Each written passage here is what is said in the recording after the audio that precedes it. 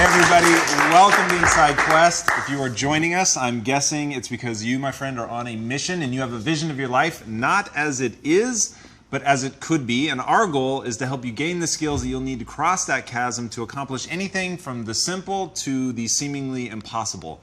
And the guests that we're bringing on the show, they are the people that we believe can deliver the insights and skills needed to translate your ideas into concrete reality. And that is the biggest thing for me, is to actually make this stuff real. It's not enough to dream, you've got to execute. So how is today's guest going to be able to help? Well, if I had to sum it up, I think this guy can teach us how to build just about anything from scratch. Starting from absolutely nothing, he founded one of the most successful digital magazines on the planet. Through hustle and sheer determination, he built that magazine into a veritable digital empire that has attracted some of the world's most powerful entrepreneurs. Everyone from the ultra-established Richard Branson and Tony Robbins to new media moguls like Gary Vaynerchuk and Tim Ferriss have shared their secrets with him and graced the cover of his top 10 iTunes business and entrepreneurship magazine, Foundr.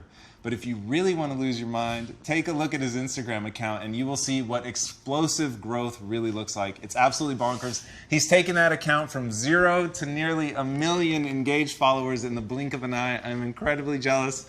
And he's done all of that without any investors. And for the first over year of the business's life, he was still working a 9-to-5 job. His story is one of self-generating escape velocity, of brick by brick building a life of what he calls total freedom.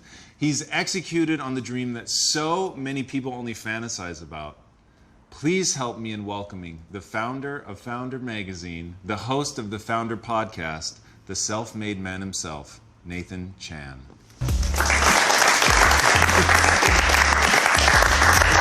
What's up, dude? Welcome to the show. Thank you so much for having me. Absolutely. It's an honor, and for anybody that has seen your magazine but not heard your podcast, they may be surprised to hear that you're from down under. Yeah. So that was a lot of fun for me. I wasn't expecting that when we first connected. Which, by the way, thank you for having me on your show, which is really fantastic. One of the things that I respect about the show is it's hyper nuts and bolts, right? You're really trying to help people build a business. So I think you're uniquely qualified for that, but for people to understand why, walk them through what was going on in your head when you decided to start this all. Yeah, so launched the magazine March 5th, 2013, so about 3.5 years ago. And before that, I was just really struggling with finding work that really fulfilled me.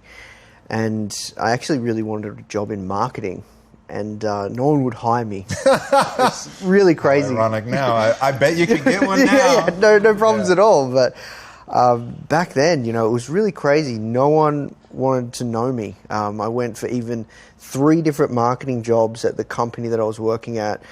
And, I wasn't working in marketing. I was doing this job in IT that I absolutely, utterly hated. Didn't know anything about business, didn't know anything about entrepreneurship. But I read Tim Ferriss's book, The 4-Hour Workweek. I read Rich Dad, Poor Dad by Robert Kiyosaki. This was probably about 5 years ago. And some things were seeded, and I really just wanted to do work that I was excited about. And I'll never forget, all the lead up. I'm just kind of sharing with you some of the lead ups to how it all started. I remember I was walking on the train to work, and I remember thinking to myself, I know that I could do so much more. I remember being on the train going to work, and it was just dead silent. A train full of hundreds of people, and be dead silent because everyone hated being there. And I was one of those people. And I guess, compiling all that together, there's something that was building up that I just had to find out what it took to become a successful entrepreneur. I had to find work that I really enjoyed. And, combining all that, I kind of launched the magazine.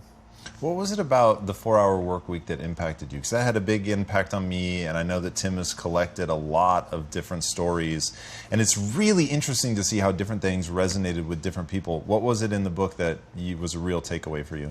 Yeah, I think the big takeaway from Tim's book was just around you don't have to do the work that you might be doing at this point in time, and you don't have to do what you're told. And the internet has changed the game. Like right now, we live in a time where there's no better time in history than to start a business, and you can do it with little to no capital. You can do it with no knowledge whatsoever. I'm living proof of that.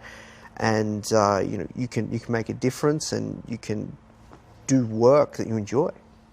Yeah, it's fun that Tim is sort of accidentally given the new world order that we live in, like this milestone, because you hear people reference his book a lot, and it really brings home what you were saying, which is that we live in a different time. And something that I hope you guys are all thinking about is no excuses, right? So one of the most profound things in his book is he talks about this concept of the nouveau riche. This is from Tim's book. And saying that, hey, there's this new lifestyle. You don't need a lot of money to start your business. You can do it from practically anywhere. And if you really assess what you're trying to do with your life, you may not need as much money as you think you need. And then shows people how they can start companies with no money, right? That as long as your idea is strong enough, as long as it delivers value, that you can really do something. And that's, in essence, how you've built Foundr Magazine up, is by, your content's fantastic, right? And if your content wasn't fantastic, then it wouldn't go anywhere. And there's some awesome parallels between you and Richard Branson, who, with his student magazine that he launched, going into a phone box and dropping quarters and, just banging the phone until he got the advertisers and stuff that he needed. And you literally stalked him and got him to invest. Tell us that story, and what gave you the guts to go after Richard Branson? This was long before things had really taken off for you. For some reason, I don't know why, but I developed this idea in my head that maybe I should try and get Richard Branson on the magazine. If I could, it would be a game changer. Right. And I just went down this path of trying to find out how to get in touch with him. That key thing that I learned was, you need to find people when they're looking for press, and publishers are always looking for press for their books. And that's exactly what I did. I traced back, Sir Richard Branson's head of PR, and I called up on the phone. And I'll never forget, first 4 months in, and a lot of calls too. It wasn't just one call. It was, a lot of persistence. And I remember I left a lot of voicemails on this lady's phone. And what ended up happening was I managed to catch her, and I'll never forget, she was just about to hop onto the tube. So she was head of PR for Virgin in London. She was about to hop on the tube, and I said, I was so nervous, I was stumbling, and I ran to my room in my bedroom, and I said, hello, my name's Nathan Chan, I run this magazine. And it actually wasn't called Foundr at the time, it was called something else, and that's a whole nother story if you want to go down that path. Yeah, so I said, I'm Nathan from this other magazine. I'd love to feature Richard Branson. And she said to me, well, Nathan, please understand, we get pitched and called, asked this question at least 10 times a day. How long have you been around for? And I said, about 4 months. And she said, oh, okay, wow, you guys are really new. And I thought, when she was saying that, I said, yeah, no chance it's going to happen. Right. And she said, okay, well, do me a favor, send me an email, and I promise I'll get back to you. It might be a while, but I'll get back to you. And I sent her a really good email, and I played on the fact that his first business venture, like you said, was a student magazine. I played on the fact that the magazine, what we're trying to do is, educate the new leaders of tomorrow, because we're very, very much focused on young entrepreneurs. And I pitched for a Skype interview, and she come back to me a couple of weeks later and said, so Richard Branson's really busy at the moment. I read the start of the email, and I was thinking, oh, here we go. And, he's really busy at the moment. He's got a lot of travel. He won't be able to do a Skype interview, but he's happy to do an email interview. And I just took that and ran with it. That was a pivotal turning point for us. Yeah, it's hilarious to me that you couldn't get a job as a marketer, because one thing that you've proven that you're incredibly adept at is marketing, and what you've done with the article that you did with Richard Branson's incredible. I know that you consider that a big turning moment. which is phenomenal. But to walk me through, so when I talk to people that are considering a business and they put it off because they're waiting for some sort of magic moment, lightning falling from the sky, someone to anoint them and say, yes, you're meant to start a business or whatever. You didn't do that. You didn't wait. You're very scrappy. You get on the phone. Like, where does all that persistence come from? Is it something that you've cultivated? Do you have self-talk? Is there a book that you read? I mean, like, it's your success seems to be a direct result of actions you've taken. Yeah, I think first things first, Tom, in the early days, even before I wanted to even start a business, I actually did a lot of work on myself, on finding out who I was and what I wanted from life. And I think that work that I did, reading a lot of books about, personal development and even doing things like, crazy things like men's work, like masculinity workshops, trying to find my life's purpose. Yeah, I did a lot of things on myself before I even looked at entrepreneurship or anything of the sort. Just really try to get to know who I was and what I wanted from life. Whoa, tell me about that. I've never even heard of that. Yeah, so this is really weird. Because I'm not a very, big kind of masculine kind of guy, I never really felt like a man, like when I was a lot younger. And I don't know why, but I started, researching some of this stuff. And there's actually a lot of information on this stuff. And I ended up starting to read a lot of books about masculinity and what it means to become a man. And there's some incredible books out there. One in particular called The Way of the Superior Man by David Data. Have you heard of that book? I haven't, no.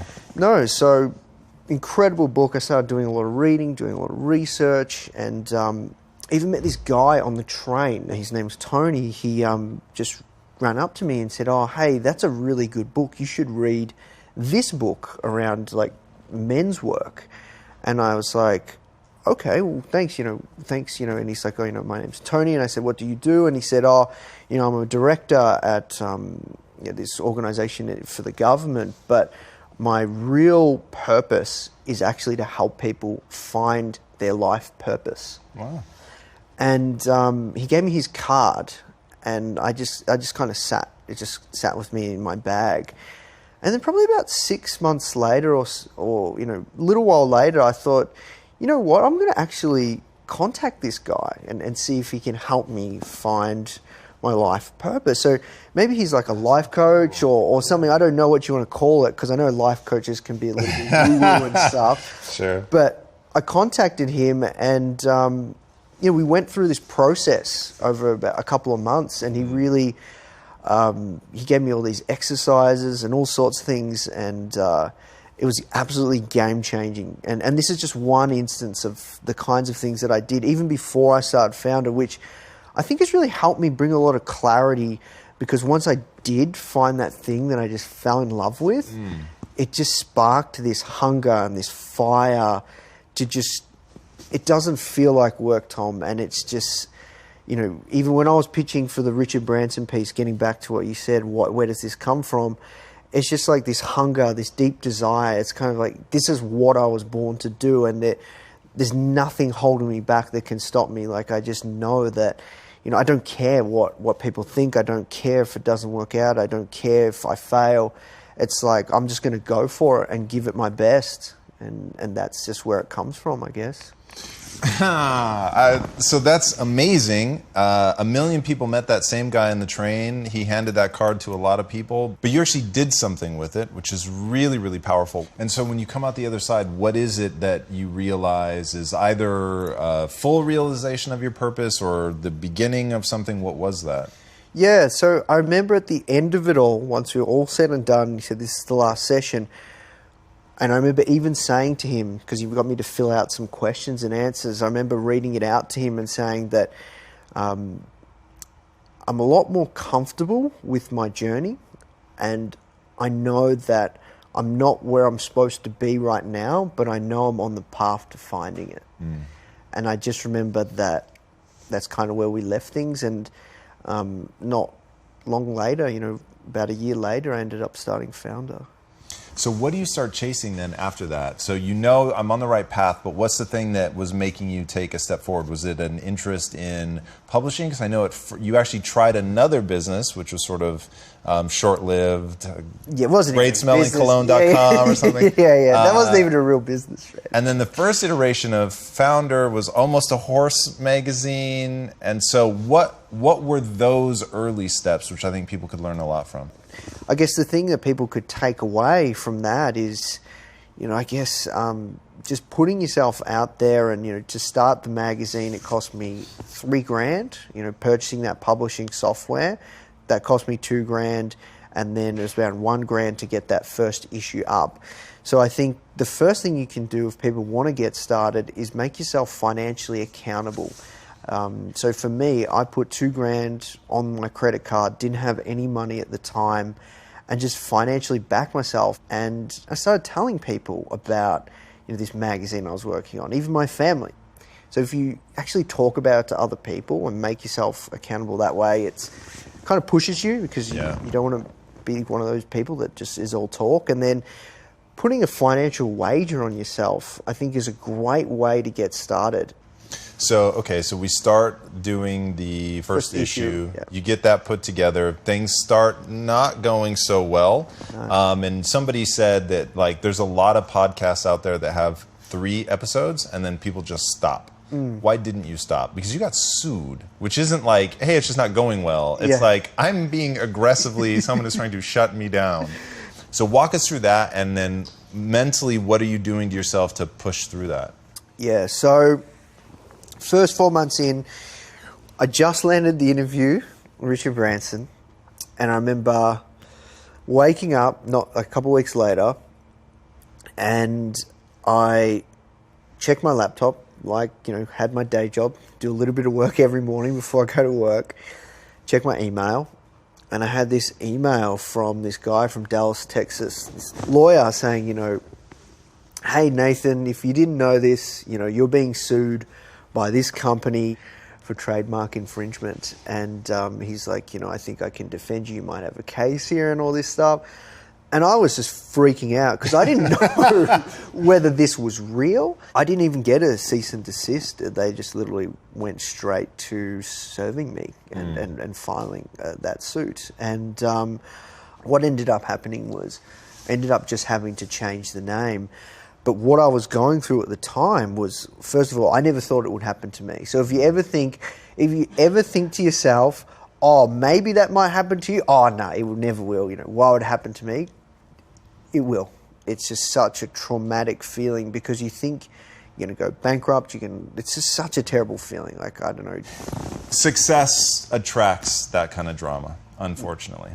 Yeah. So it was, in the end, pretty easy because it happened early on. So we just changed the name and just updated the past 5 issues of the magazine and kept moving.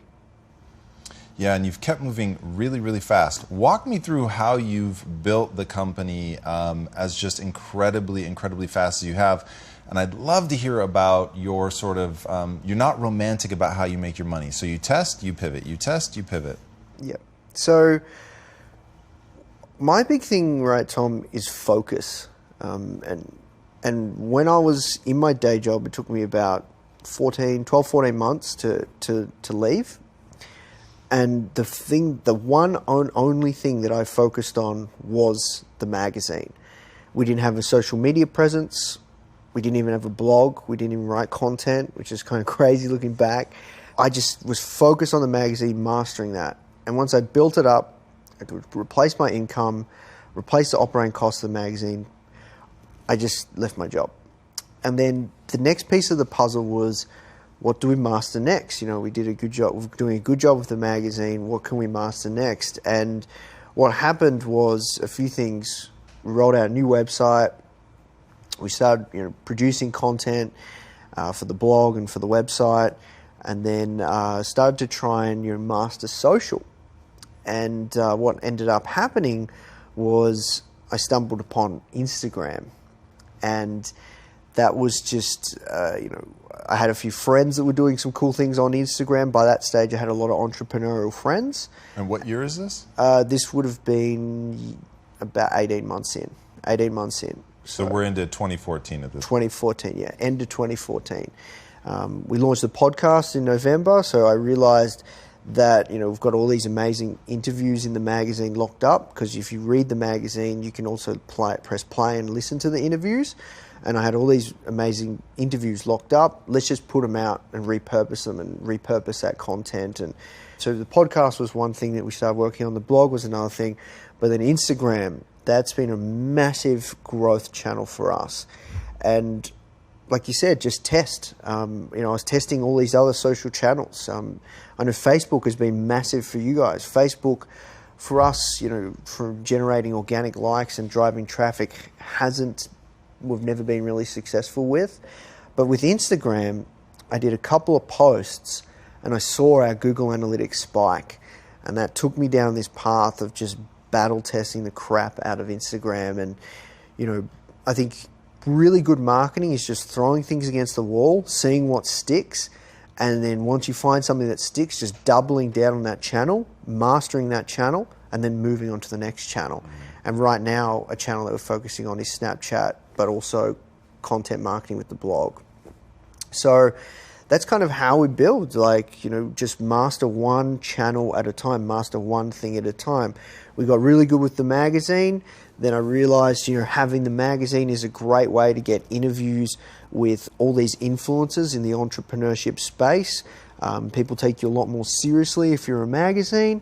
And then we're going to use that to build a podcast, and then we're going to use that to build the brand, because people will trust what we do more if we showcase Richard Branson everywhere, or Seth Godin, or Tony Robbins, or Ariana Huffington, because it's like, if you ever stumble across the brand at any point in time, we have these ambassadors, like you guys have your ambassadors. We have these ambassadors, essentially, that's like, okay, you see Richard Branson's face, like, boom, all right, these guys must be legit. And you couple that with great design and great content, and you got a great product.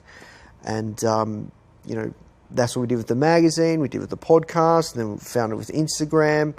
And we just kind of move across and just keep mastering all these channels. What I love about that is your whole story, when you put it into one package, to me at least, goes something like this. You're not, born into bazillion dollars, so it's really about identifying the things inside you that you did the work on you first, right? So exploring, who am I? What am I trying to accomplish?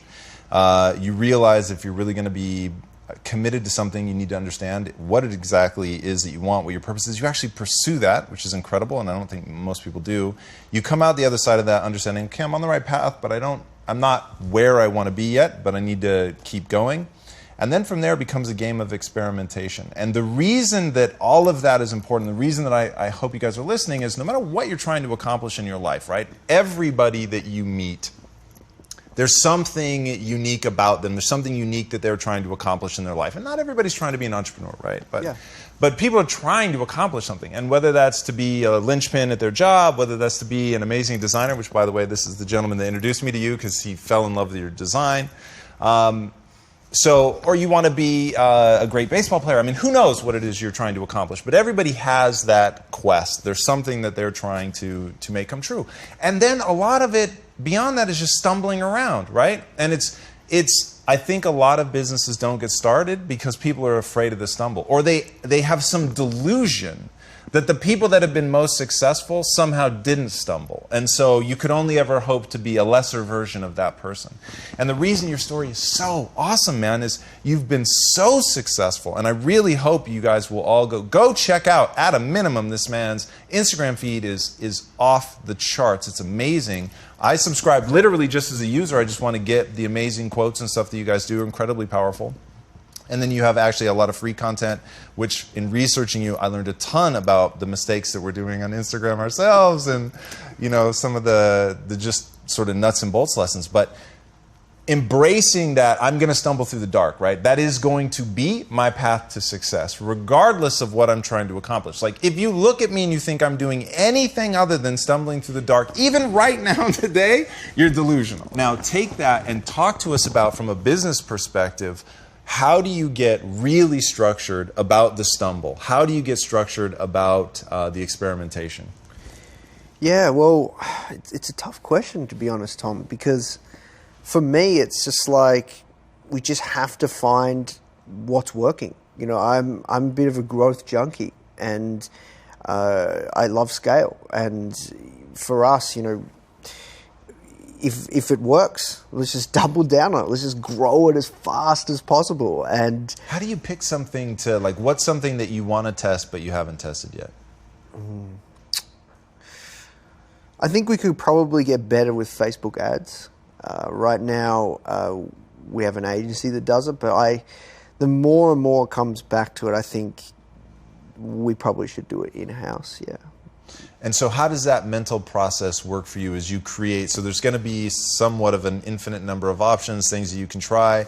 Is it gut instinct? Is it reading blogs about the topic? Like, do you go through a research phase to come up with? Yeah, a lot of it's research and speaking to people. Another thing that I want to try that we don't do very well with is Pinterest. I think that could be a massive source for growth as well. So, yeah, this is a really good question. So how do I find out what to try next? Where do I find out what to test? Mainly from speaking to people. And if I hear enough people talking about it, whether it's on podcasts or speaking to that person or reading about it, then we just go. And then the next piece of that puzzle is finding people that are crushing it and learning from them, however we can. I think that's very, very key. Yes, we do test things. Yes, we do find out things ourselves, but a big part of it is learning from others as well. Massive.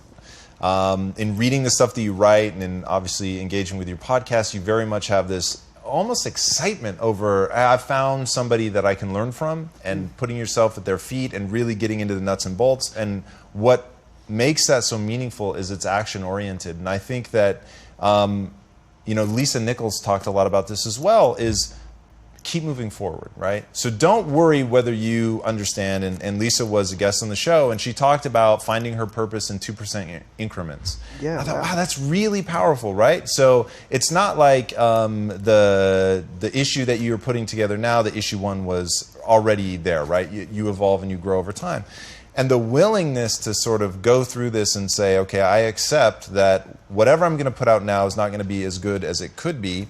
And when you said you're a growth junkie, that really resonated with me. And I know you meant scale, but I think you can apply that to just your own mindset, right? The books you were reading at the beginning, Rich Dad, Poor Dad, the 4-Hour Work Week, all that stuff is really about growth hacking inside yourself, right? The mental framework that you need to have to go and be successful. So one of the things that you've done that I think is really important in your success is networking.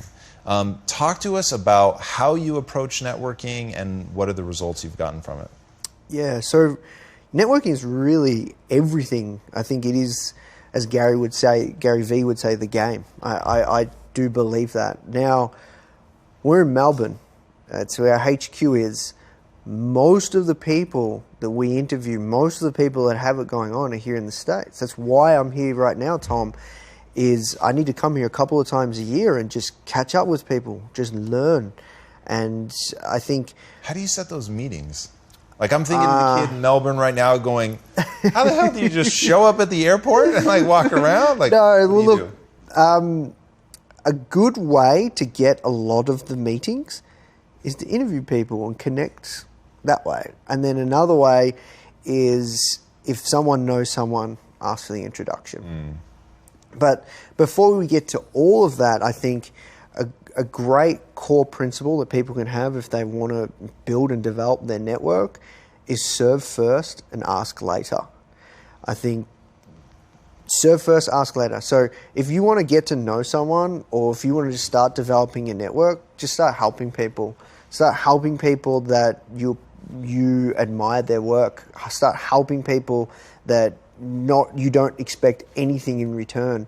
If you want to meet other like-minded entrepreneurs, start, just meeting other people, and always, from every single person you meet, let me know if there's anything else I can do to help. Let me know how I can help.